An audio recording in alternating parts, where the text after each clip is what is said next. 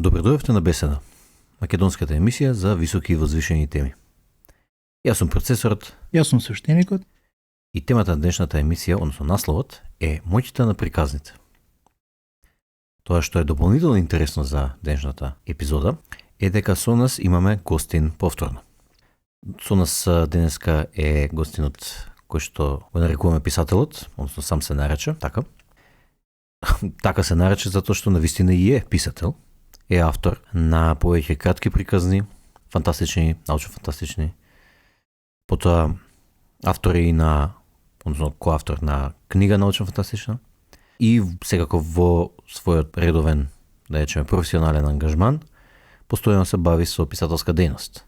Па така, тоа што сакав да го кажеме дека има огромно искуство од аспект на приказни и не само од аспект на создавање на приказни, меѓутоа има и од аспект на читање и на искусување на приказни. Често со него знаеме да завлеземе во дебати, во слободни истражувања околу моќта на приказните, околу што е тоа што не привлекува приказните, зошто не се допаѓаат некои приказни, зошто не. И бидејќи многу често навлегувавме во такви дискусии, решивме да снимиме една епизода за да го споделиме овој, да речеме, оваа беседа или овие размислувања да ги споделиме и со вас. Јас прво ќе го прашам писателот како е, добар ли е денес? Одличен е писателот. Фала ви на поканата. Здраво процесоре, здраво свештениче. Мило ми е што сум денеска гостин во оваа епизода. И на нас ни е многу мило, тоест ајде да зборам од моје име, не знам за свештеникот. Свештениче, тебе мило ли ти ја кажи? Многу ми е мило. И тебе ти е мило, добро, супер. Одлично.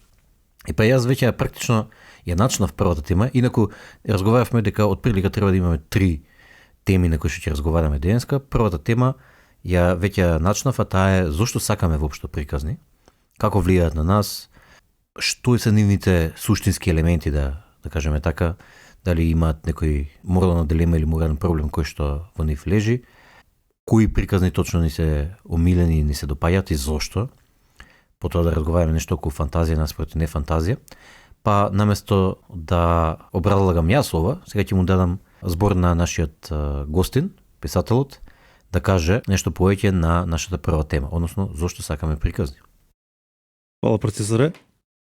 Ова е стварно комплицирана тема, иако не звучи така, ама имам размислувано многу долго време на темава зошто сакаме приказни или зошто како луѓе сме некако тежнееме кон приказни. И она што можам да го кажам и тоа што сум го приметил кај мене и од тоа што сум го истражувал е дека приказните на некој начин се повеќе слојни. Едно нешто кое што е специфичното од приказните е тоа што низ текот на времето како човештво преку приказни сме го организирале и пренесувале знаењето кое што се пренесувало од генерација на генерација. Дури тоа и може да се примети во нашето, ајде да кажам, нашето растање со нашите родители, каде што они не предупредувале за некои работи преку приказни. Не предупредувале што ќе се случи ако, добре, сега може прост пример, ама ако дојде баба Рога во нашиот дом, ако допреме шпоред кој што е вклучен дека ќе ни се случи ова или она. Значи, се обидувале на некој начин да не предупредуваат за тоа што може да ни нанесе некаква штета, не преку само да ни кажат него прави ова или прави го она, туку преку приказни. Зашто приказните резонираат и со мали деца и со возрастни луѓе.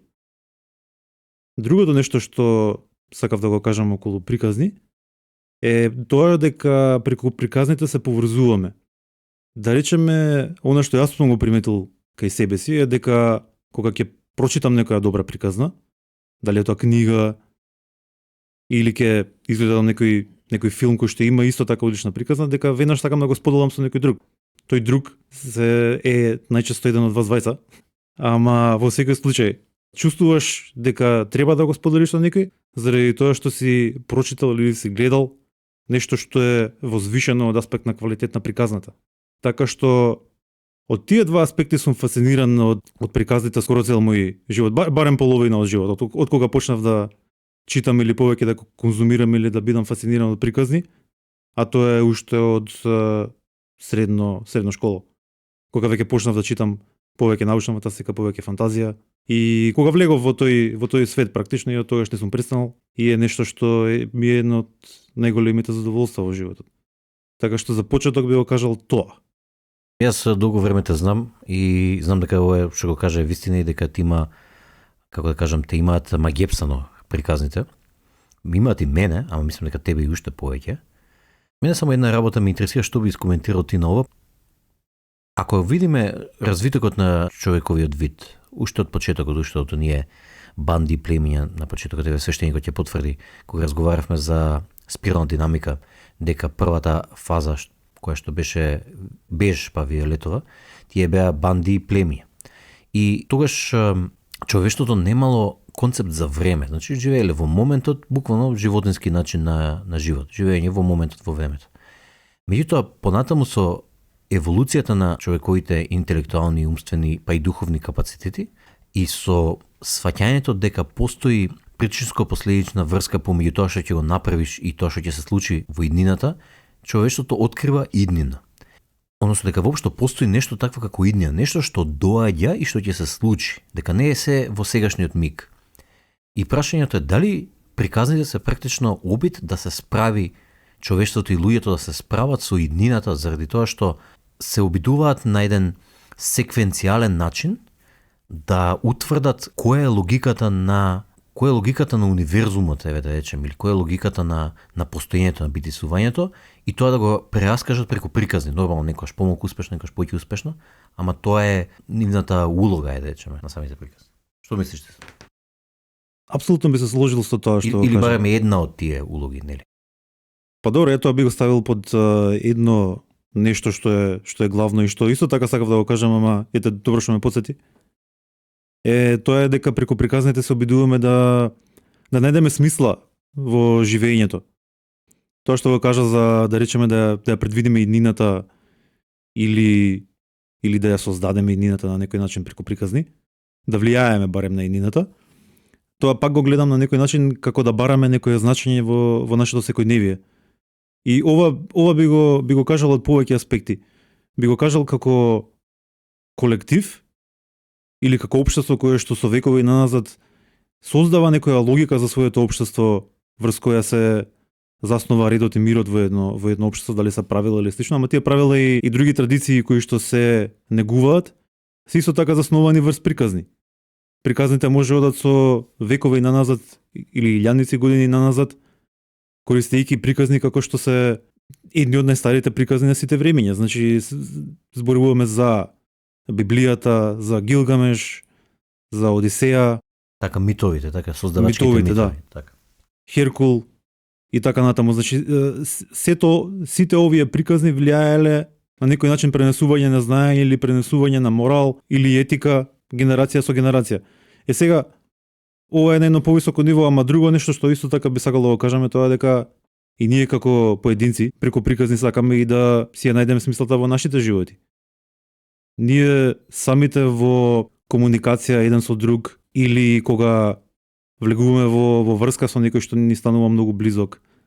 Значи кога се отвораме на некоја личност, ние се отвораме кажувајќи ја својата приказна. И тоа е еден од најранливите моменти кои што ги имаме во односите со други луѓе. Ама сепак тоа е приказна што сме ја создале самите ние за самите себе си. И можеби исто така приказните играат улога и во, односно, би рекол дека ова е, не сум сигурен дали е позитивна или негативна страна на приказните, ама понекогаш можеме да се заглавиме во некоја приказна. Влагам во некоја друга тема сега, ама понекогаш имаме мотивирани сме да најдеме некоја промена или возбуда во нашите животи, па создаваме приказна која што ќе ни донесе нешто различно. Значи да го промениме статус-квото во нашите животи. И тука ја гледам улогата на приказните исто така. Значи зависно од тоа каква приказна ќе си направиш самиот за себе си за својот живот и приказна која што сакаш да ја живееш во иднината, така и ќе живееш и во сегашниот миг. Ова беше многу интересно што го кажа. Јас сакам да искористам оваа шанса да ти посакам добре дојде бидејќи немав шанса до сега. И исто така да кажам дека ова е втора епизода од нашата серија на интервјуа со личности кои што сметаме дека се вредни и нивното мислење е вредно да биде искажано во овој подкаст. Од тоа што го кажа, две работи многу ми обрнаа внимание. Првин беше тоа што кажа дека начин на учење, или со мој зборови ќе те парафразирам, начинот на учење кој што нашите предци го користеле било преку приказни. Нешто што се случило во минатото, не го кажувале како факт, туку го кажувале како еден вид на приказна, како еден вид на метафора, како мит, како легенда, меѓутоа со некоја лекција внатре во самата приказна. И всушност претпоставувам дека тоа со текот на приказните, со текот на времето, како што се множеле тие приказни, тие легенди, митови, едноставно толку многу станале заплеткани, толку многу станале чести, што се вплетиле, едноставно станале традиција.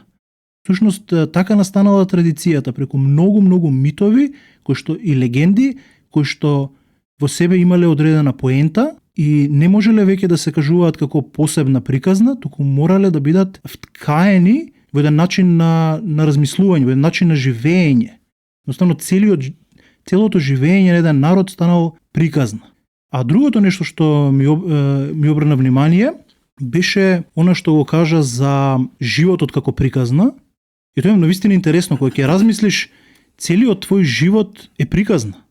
Всушност, не животот како факт, не животот како свеста која што имаш ти, меѓутоа егото и она кој што мемориите кои што ги имаме во главата и она мислење кој што ги имаме за светот и кој што ги имаме за самите за себе, се тоа е една приказна или составена од милион мали приказни кои што се плетиле, се споиле, се залепиле во една огромна приказна која што ние ја нарекуваме нашиот живот. И ако е таа приказна, јас тука би влегол со едно прашање, дали можеме да ја смениме? Ако таа приказна е лоша, можеби не можеме да го смениме минатото, меѓутоа можеме да ја смениме приказната на таков начин да биде нашата иднина подобра. Да, добро кажано. Дали можеме да смениме приказната? Тоа секако дека мислам дека можеме да смениме приказната. Оно што сакав да го кажам за кога зборуваме за приказните во нашиот живот или приказната на нашите животи е тоа дека има добра причина или има причина зошто сме фасцинирани толку од приказни, а тоа е дека се приметува и кога, да речеме, во нашите животи нешто стагнира, нешто оди во права линија. Имаме потреба да ја нарушиме таа приказна и тоа е еден вид на приказна. Тогаш имаме некоја мотивација да ја смениме таа приказна, да ја подобриме приказна. Така што апсолутно е можно таа приказна да се смени и мислам дека дури и самите реагираме кога приказната на нашиот живот доаѓа до една точка каде што не сме задоволни од таа приказна. Дека мора нешто да се смени во таа приказна. Дека доаѓаме до точка на страдање и дека од тоа страдање чувствуваме дека мора да произлезе нешто убаво или дека мора да се обидеме да произлезе нешто убаво или таа приказна ќе остане каква што е во моментот и ќе останеме незадоволни или несреќни до крајот на таа приказна, а крајот на приказната е крајот на нашиот живот. Така што мислам дека во природата ние да се обидуваме да си ја подобриме таа приказна, така што апсолутно се слагам или мислам дека е возможно да ја смениме. Сега, зошто велам дека сме фасцинирани од приказни? Во секој дел на нашите животи. Од кои аспекти да зборуваме? Дали станува збор за наука? Дали станува збор за кога разговараш дали со некоја девојка? Дали разговараш со некој потенцијален вработен? Потенцијален работодавач? Може би вработен? Е тоа дека начинот на кој што ја кажуваш својата приказна те прави на некој начин попривлечен за она што сакаш да го постигнеш, попривлечен за другата страна. Или помалку. Во основа може би треба едноставно да се поклопат и да резонираат, да се хармонизираат различните приказни меѓу себе. Тогаш е успешниот спој, да речем. Како мислиш? Например, работодавач и потенцијален работник, така. Работникот си има своја приказна, работодавачот си има своја приказна и тие две приказни, различни се, не се истата приказна, треба доволно да се поклопуваат меѓу себе, доволно да се хармонични за да има успешен спој и да се вработи работникот. Или истото и со девојка, нели, или со мажот од другата страна. Така е, апсолутно. Ама пак важи тоа што сакав да го кажам, тоа е дека начинот на кој што ја раскажува приказната те прави или повеќе или помалку привлечен. Да речеме дека дури во прости работи како презентација, кога презентираш нешто на некоја конференција, на некој настан, на некој состанок, ако зборуваш досадно, ако цело време зборуваш во ист тоналитет, тогаш луѓето ќе бидат помалку заинтересирани за тоа што го зборуваш. Ако вметнеш некоја приказна, можеби некоја приказна од твојот живот, нешто што те повредило, нешто што ти значело многу што ти се случило, а презентацијата е за нешто што е апсолутно досадно, темата пак ќе биде малце, ајде да речеме, поинтересна за тие што ја слушаат. Така што приказните нафасцинираат од сите можни аспекти. И тоа се поклопува и со начинот на кој што се пишувани приказните. И важи за тоа што се нарекува Hero's Journey на Джозеф Кембел или Мономит, каде што херојот почнува од една одредена точка, па после тоа доаѓа до точка каде што има некој проблем што мора да го реши, за кој што е во моментот недораснат да го реши, ама мора да помине низ одредена точка на страдање, од која што мора да извлече некоја лекција, за потоа да го реши прво настанатиот проблем.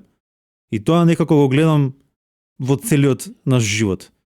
Истава борба која што е на Hero's Journey, ја одиме и ние низ животот. Почнуваме како деца, почнуваме како недораснати, како што тече животот, стекнуваме некој искуство, па доаѓа некој проблем кој што сме предизвикани да го решиме и повикани да го решиме, и или нема да го решиме, или ќе се повинеме пред тој предизвик, или тој предизвик е да натера да растеме како луѓе и да бидеме поспособни да ги решаваме проблемите кои што настануваат во животот. Ова беше многу убаво кажано. Една приказна кога јас читам, да речем или гледам филм или така натака, она што ја прави приказната добра се две работи кои што ти ги кажа. Самата приказна, значи самото нешто кое што се раскажува и начинот на кој што се раскажува. И тоа е истото, ти многу убаво го кажа, во животот. Значи не е само што ти се случило во животот, туку и начинот на кој што го представуваш тоа. Една работа може иста работа на еден човек да му направи, да му предизвика среќа, а на друг да му предизвика голема тага. А всушност не е важно што се случило, туку важно е како ние го толкуваме. И тука е многу интересно оноа, бидејќи ние, како што кажавме, нашиот живот може да се гледа како приказна и е приказна, и поради тоа ние толку многу резонираме и со нас резонираат приказните. Едноставно, кога гледаме филм, кога читаме книга, кога слушаме некој како раскажува, бидејќи јас слушам аудио книги најчесто, она што резонира кај мене е она што можам да го поистоветам со себе си. И сега тоа ме води до моето прашање кон тебе. Ако слушам некоја приказна, да речеме, која што не е добра, не е добро раскажана, или пак, например, многу е добра приказната, меѓутоа лошо раскажана, или одлично раскажана, меѓутоа приказната се гледа дека е направена за да прави пари, а не од душа, не е вистински обработена, создава во мене едно кисело чувство, едно чувство на не резонира со мене. Некако гледам како купувањето на оваа приказна, слушањето, трошењето на време, инвестирање на енергија и време во слушање на оваа приказна, како да ме искористило, како да потрошило моето време за џабе, а не ми го дало она што треба да ми го даде, а тоа е инспирација, мотивација и така натак. Како да е изнасилено, нели? Како да е изнасилено, да, добро кажам. Извини, прашањето не го фатив само. Прашањето е, што мислиш за оние новокомпонирани приказни, филмови и така натака, кои што се прават само за да се прави пари, за да индустријата расте и така натака, без душа во нив. Дали тие се корисни или тие се всушност таквите приказни се пречка кон нашата континуирана инспирација од приказните и нашето ценење на приказните? Интересно прашање. Околу начинот на кој што приказните се раскажуваат во современиот период, би рекол дека важат и двете работи. Од една страна, неминовно е дека тоа го гледаме како извитоперување на класичното раскажување на приказни. Туку е повеќе, ајде да направиме нешто што ќе ни донесе најмногу пари, нешто што ќе не направи популарни кај различните политички партии или кај различните групи на гласачи. Сето тоа влие врз начинот на кој што се раскажуваат приказните, да речеме, што верувам нека и тоа ти го мислеше во модерен Холивуд, да речем. Каде што апсолутно се согласувам дека е сведено на ситуација на банкомат. Значи, приказни се рециклираат, се извитоперуваат, едни од приказните кои што, односно скоро речиси сите веќе приказни кои што сме израснали и кои што не биле омилени како деца, се преснимуваат, се извитоперуваат целите и мотивациите на тие приказни и на некој начин им се нагазува суштината и се чувствуваш како нешто свето да било погазено, гледајќи го тоа како се случува со своите очи. И за жал новите генерации ги гледаат тие лоши верзии или извитоперени верзии на тие класични приказни кои што биле гениални, кои што те инспирирале, те натерале да плачеш, те натерале да се смееш, те натерале да сакаш да ги раскажуваш, а сега се само неемоционални поднаводници приказни, да кажам, поради тоа што не се нешто оригинално, тука се само нешто што е рециклирано. Сега, од друга страна, тоа е она што е најпопуларно во моментов и тоа што најмногу очигледно публиката сака да го гледа, поради сумите на пари што ги прават тие приказни. Ама сепак тука, кога ќе кажам модерен Холивуд, сепак мислам само претежно на филмовите. Не мислам на другите типови на приказни кои што се уште држат вода, кои што се уште ги следат тие традиции на патот на херојот или приказни кои што инспирираат. Но во секој случај тие стануваат се поретки и поретки и се повеќе и повеќе кога сакаме да прочитаме или да конзумираме некоја многу добра приказна, се навраќаме на класиците. Значи тука ќе ги спомнам Дина, Игра на тронови, ако тука може да влеземе во дебата со сати, дали ќе заврши некогаш таа приказна, што би сакало да го збориме, ама ајде ќе видиме.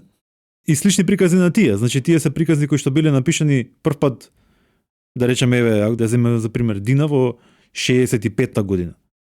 Денеска таа книга да биде објавена, ќе има скоро истата вредност како и тогаш. Поради тоа што е толку мајсторски направена, толку мајсторски смислена, што едноставно не може да не се инспирираш, не може да не се мотивираш кога ја читаш таа приказна. И ова ме води кон едно друго нешто.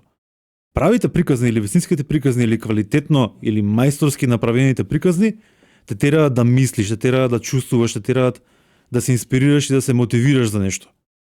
А плиткиве приказни кои што ги прави модерен Холивуд, те тераат малце, не те тераат на ништо, едноставно ги гледаш само за да ти помине време. Ги гледаш за како една форма на ескапизам, да си имал тежок ден, па ќе го изгледам овој филм, ќе изгледам оваа сериичка и ми поминало времето, што окей, си има вредност и тоа некако во животот, као не го подценувам тоа, зашто ја ги конзумирам тие Марвел филмови, јас сум дел од публиката и сериите што ги прават и они. Ама кога зборуваме за приказни што инспирираат и мотивираат, значи тука има една диаметрална разлика помеѓу и форматот. Форматот книга и форматот филм носат различни вредности. Јас најдлабоко чувствувам или најдлабоко се инспирирам кога ќе прочитам некоја таква приказна како Дина. И тие приказни кои што се мајсторски направени, се вратам сега на тоа што сакав да го кажам, најмајсторските приказни те учат за некои работи што сакаш да ги научиш, ама кои што не можеш да ги научиш од учебник или од некоја сувопарна книга, каде што ти викаат направи го ова и ќе бидеш добар водач. Нема да се залепат лекциите поради причините кои што ги кажавме на почетокот, тоа е дека ние учиме преку приказни и се инспирираме преку приказни. Дина е совршен пример за ова и Игра на тронови до одреден степен исто така. Ама Дина е совршен пример каде што ти учиш за или барем се мотивираш или се инспирираш да научиш повеќе за водство, за живење во сегашноста, за справување со своите емоции. Ти не читаш учебник, ти читаш научна фантастика.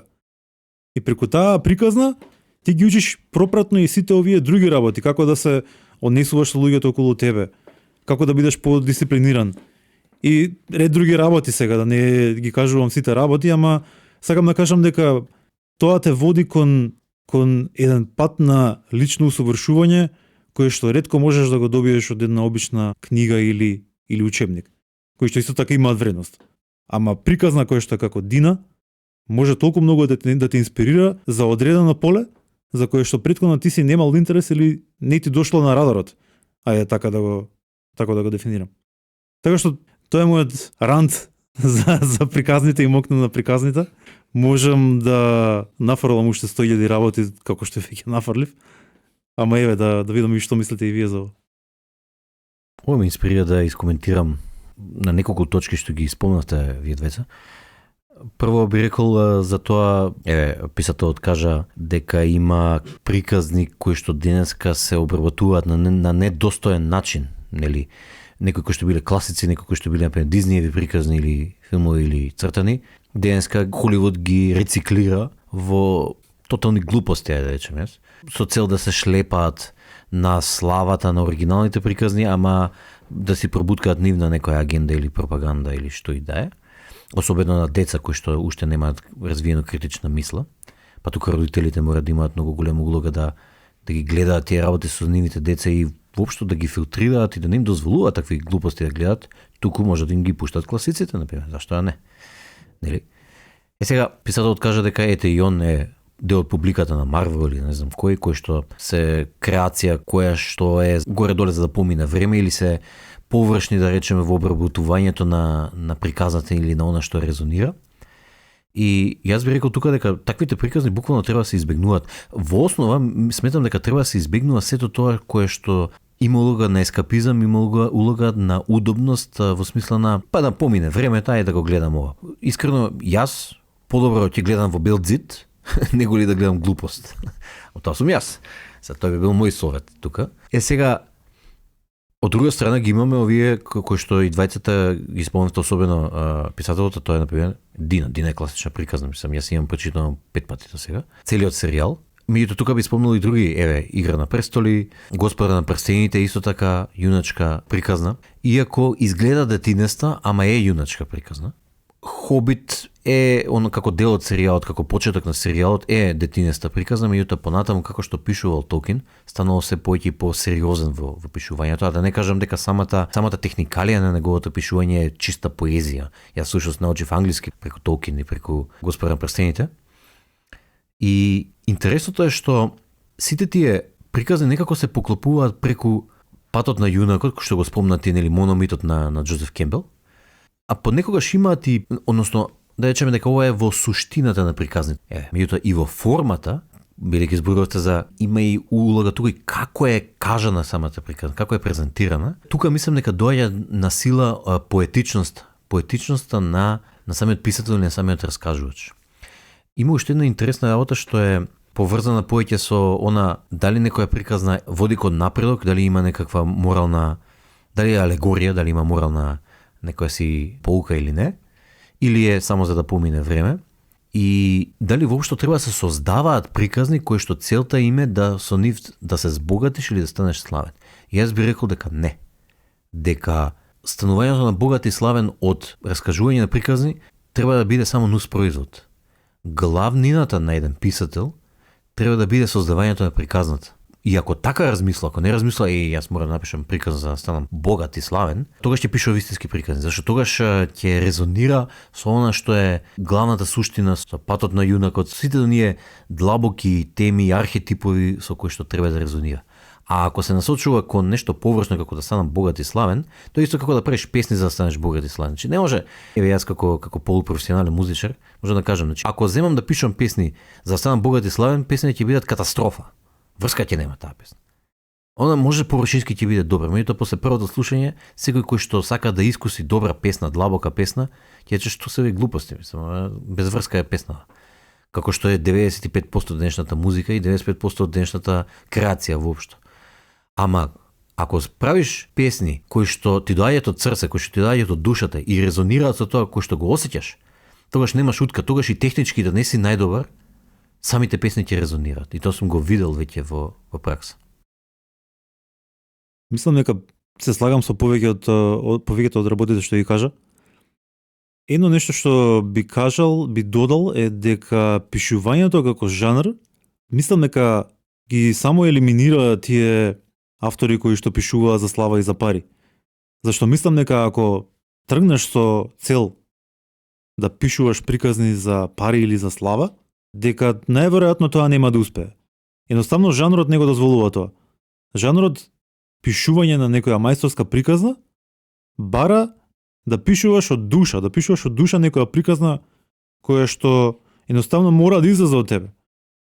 Ти си фасциниран од нешто и тоа нешто мора да го кажеш, мора да го пренесеш преку некој текст. И поради тоа мислам дека до некаде, сепак постои еден жанр, ама помалку во научната фантастика и фантазијата, туку повеќе во другите жанрови на пишување, како некои трилер романи или романтични романи или книги што се објавуваат како штампа, што се објавуваат секои неколку месеци и тие постојано се читаат. Дури во нашава публика, во нашава поднебје, неодамна на сајмот за книга имаше некоја анкета, нешто правеа низ улици, за авторите кои што сакаат да ги видат и книгите кои што сакаат да ги прочитаат. И сега, окей, луѓето се сакаат да читаат тоа што сакаат да читаат, ама она што јас го видов како наслови автори беа жалопојки книги, значи кои што немаат некоја вредност од аспект на приказна, туку ја следат таа иста формула која што очигледно успева и претежно ја привлекува женската публика. Вклучена е некоја романса, копнење по љубов и така натаму. Значи, постои таков жанр, ама мислам дека во самата природа на жанрот е да не може да успее некој да биде славен или да заработи многу пари, ако тргне со таа цел. Ама, постои тука и мамката на Холивуд, значи, мислам дека во последно време секој автор кој ќе почне да пишува некоја научна фантастика книга или серијална фантазија, позади у глава му стои, абе еден ден ова сакам да биде снимено во серија, сакам да биде снимено во филм. И мислам дека поради таа мотивација гледаме малце полоши приказни во последно време. Кога последниот пат си прочитал некоја научна фантастика книга или фантазија која што е објавена во последниве 10 години? Ја, за мене ако зборувам, ниту една мислам дека не била. Океј, лажам, една е. Која? Проект Аве Марија. Мислам дека ти ја приложи. Project Hail Mary се вика. И е гениална книга. Стварно, таа ми е дури една од омилените книги во жанрот научна фантастика. Ама ете, само тој пример можам да го кажам. Друг пример не можам да кажам. Не ли би кажал дека и Марсовецот е исто така тука негде? Ај може не е последните 10, ама 15 на години. Да, и Марсовецот, само Марсовецот не ми остави толку добар впечаток, па затоа не ја спомнав. Добро, тоа е малце и субјективно, ајде, до окей сега. И Марсовецот е стварно објективно квалитетна книга, да не се разбереме погрешно. Ама мислам дека тоа влие на тоа да гледаме поретко гениални приказни. Поради тоа што го има Холивуд моментот. И тоа се случува дури и за жал. Пак ќе се вратам поради тоа што ми е една од најболните точки во мојот живот како читач на приказни е со Игра на престоли. Значи, една од причините, или можеби главната причина поради која што Џорџ Мартин не ја довршува таа сага, односно не ја објавува наредната книга Winds of Winter. Одинет. Е поради тоа што е презафатен со работење на приказни, на кратки серии и постојано е вклучен во некои проекти во Холивуд. Поради успехот кој што го имаше серијата Игра на престоли. И поради тоа он не успева да ја заврши таа книга, која што е една од според мене најдобрите приказни некогаш раскажани. Значи Игра на престоли е нешто што ќе биде трагедија. Трагедија ќе биде ако не биде завршена таа приказна, ама најверојатно нема да биде поради овие причини што ги кажав. Океј, сега авторот е и постар, има 76 години, ама книгата ја пишува 13 или 14 години, нешто така. Доста е. Инаку Vox Day искоментира баш на оваа тема, зашто Џорџ Мартин не ја завршува приказната, односно книгите, серијалот, и неговата идеја е дека едноставно толку многу ликови има и толку многу се закомплицирал од аспект на сложеност на приказна, што не може да ја заврши. Технички е невозможно. Меѓутоа тоа е друга тема. Може да има и тука логика, зашто претера со ликовите малце, ама премногу се расплинил, он сакаше тоа да каже. Ама мислам дека и по тоа што он го пишува на блогот негов, каде што секој втори ден најавува некој нов проект кој што не е поврзан со Игра на престоли. Да, денес отворив пекара. Денес утре ќе одам да гледам филм во кино. Автосервис исто така имам. Така што да, тоа е стварно трагично, ама тоа е, што да правиме. Од овие нови книги, нови приказни кои што се објавуваат, сакам да ја спомнам Red Rising, кој што мислам дека од 2014 е излезена, што е релативно поново време, иако е пред 11 години. Меѓутоа една приказна која што баш, како што кажуваш, приказна и поента која што сака да излезе од авторот, а не некоја која што е изнасилена и авторот ја напишал за да направи пари или за да се снимава во Холивуд и така натака, туку нешто од внатре се гледа, дека нешто од внатре, некоја поента од внатре, некој копнеш, сакал да излезе и авторот му дозволил. Му дал доволно присуство, му дал доволно свесност, доволно отвореност, креативност, си дал сам на себе, за да може таа приказна да излезе од него и не се кочал себе си со онаа потреба за пари, потреба за внимание и така натака да биде гледан.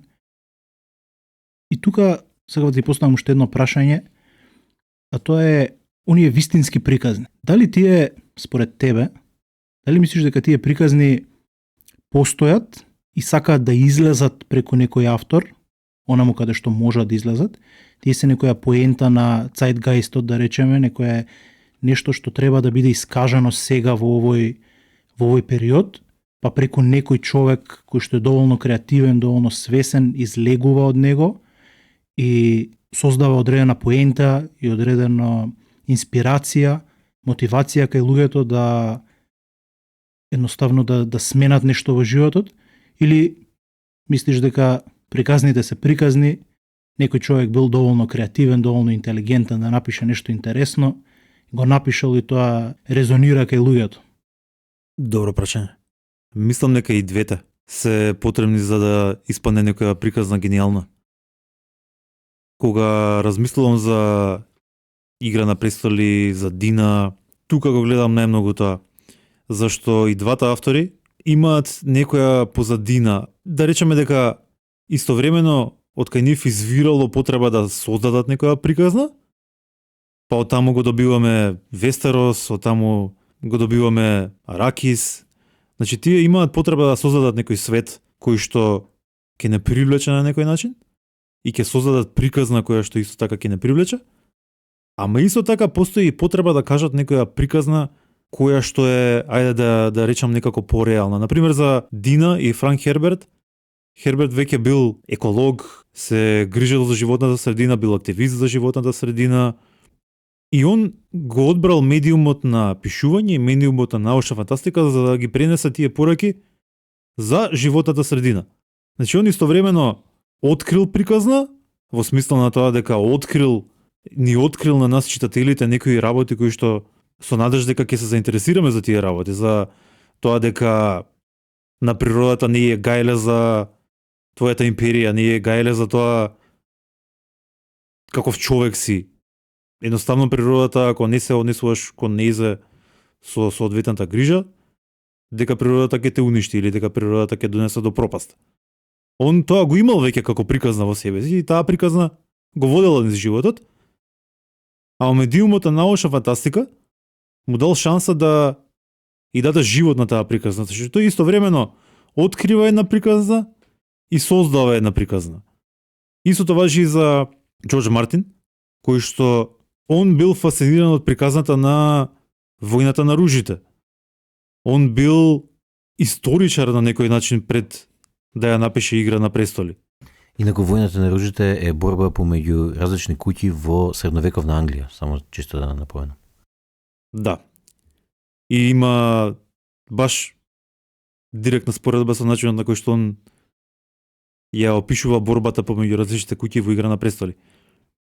И он бил инспириран од таа приказна, ама го одбрал жанрот на пишување и жанрот фантазија, за да создаде приказна заснована на она од неговиот живот кој што најмногу го погодувало, а тоа е историјата и различните настани низ историјата. Исто така ќе го спомнам јас и Толкиен, кој што во голема мера бил лингвист, па си измислил неколку своји јазици, ама многу му биле сувопарни, па требало да смисли и приказна во која што тие јазици ќе се вметнат, па така го измислил Господарот на прстените, кој што станала легенда во приказните.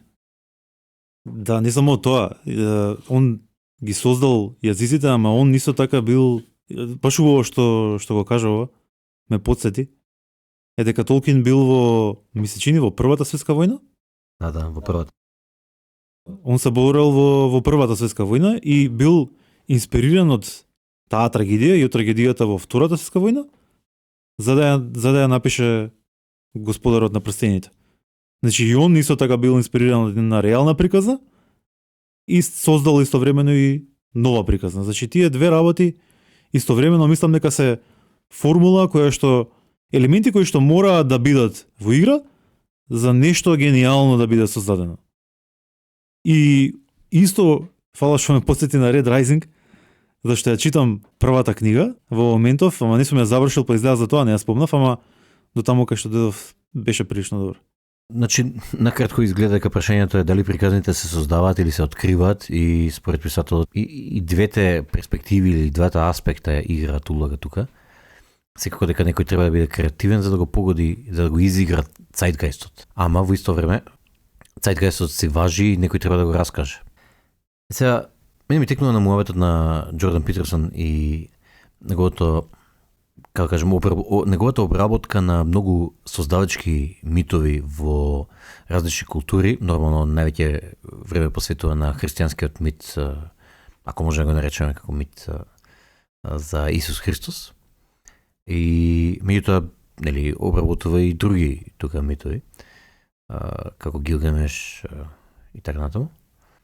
И според него сите тие приказни создавачки митови се практично еден вид на мета-абстракции. Тие се како луѓето со милениуми се обидувале да дознаат што е тоа совршен човек, што е тоа херој, што е како треба да се однесува еден човек и создавале приказни за да го објаснат тоа.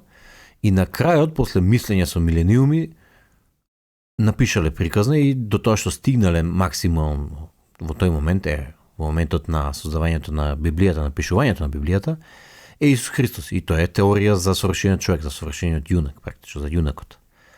И ако ја видиме приказната на Исус, буквално е патот на јунакот. Значи се јавува нормално вдахнат од Господ, значи е получовек, полубог, меѓутоа живее во материјалниот свет, има она предизвик кој што треба да се одважи и да тргне во освојувањето на предизвикот, има реалистични проблеми со кои што се бави во текот на целиот предизвик, во текот на целиот пат. И на крајот тоа што е речеме контраинтуитивно во приказната на Исус е дека Херод не се враќа дома само за да ја сподели мудроста која што открил или богатството кое што го открил со својата заедница, туку умира на крстот за грвовите на сите луѓе, што е не може би туку врвната жртва практично. Тоа е не само што е херој, тоа е архетип на херој, значи абстракција на совршениот херој. Дури се жртвувал и од добивката која што би ја добил на крајот од патот на јунакот, што е во основа највисокиот херој, нели? Тоа е идејата. И за тоа е син Божи, зашто може тоа да го направи. Инаку обичен човек веројатно на крајот би се вратил со мудрост или со благото и ќе би се живеел до крајот на животот како би се живеел удобно назад во својата заедница. Исто така тука Јунг би го спомнал со неговите архетипови, нели, има архетип на херој, архетип на џокер карактер, има различни карактери кои се појавуваат на патот на јунакот. Јас мислам дека толкувањето на Питерсон доста држи вода. Дека ние во основа повеќето од овие работи ги откриваме.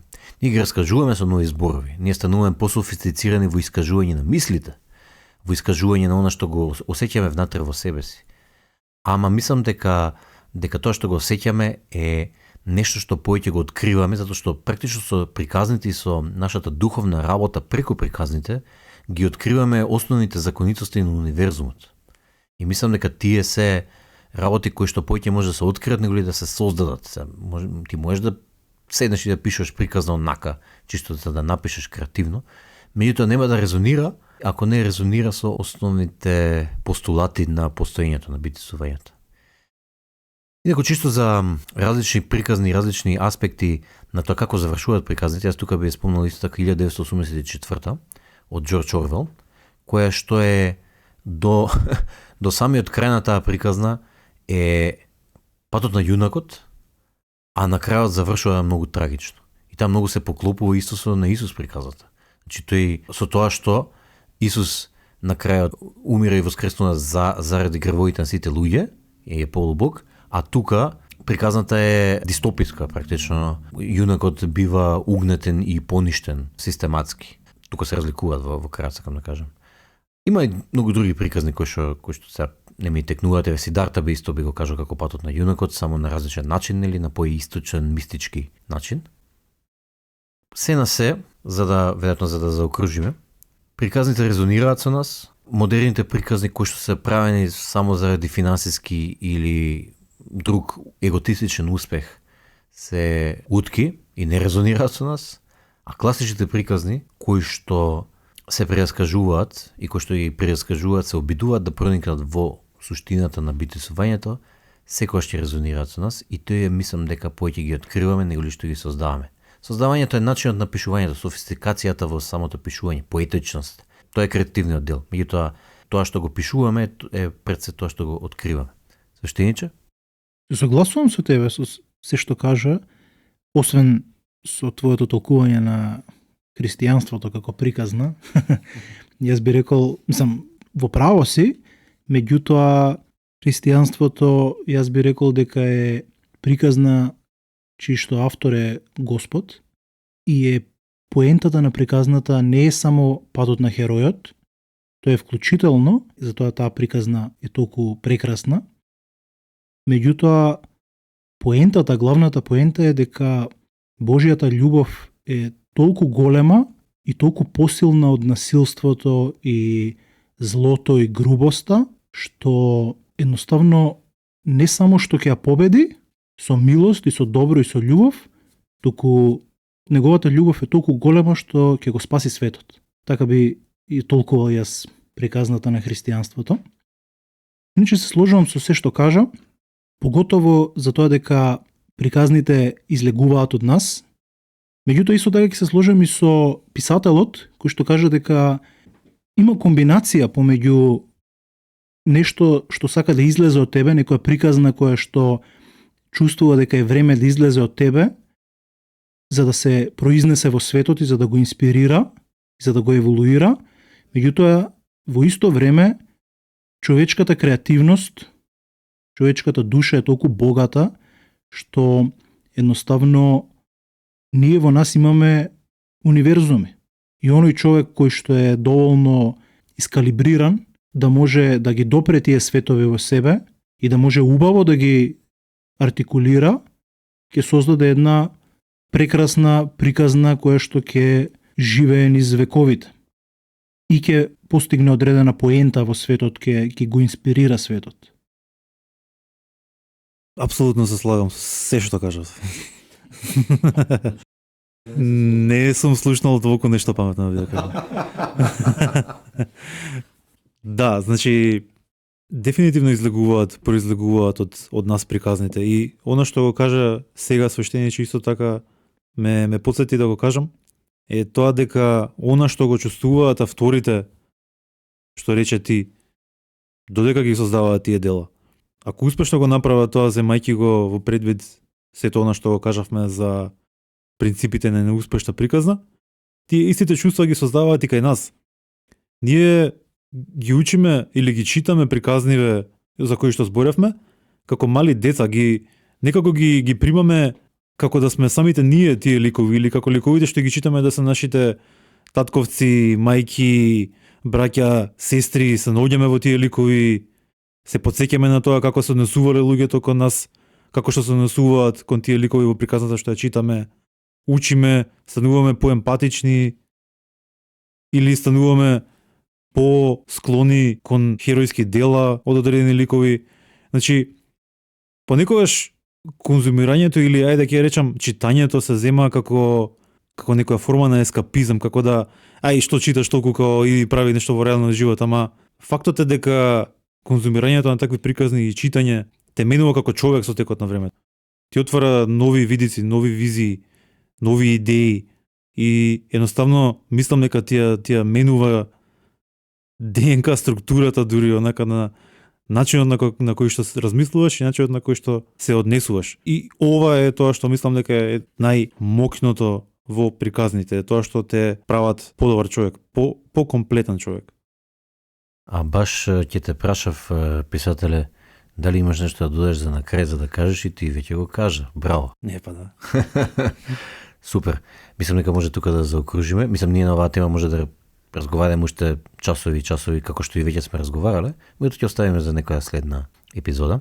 Јас ќе дадам едно кратко сеже на кои теми денеска разговаравме, па потоа ќе му дадам свештеникот збор да каже дали имаме воопшто некакви практични прагматични совети или едноставно си каже што мисли, нели? Вака, на кратко, темата на денешната емисија беше моќта на приказните.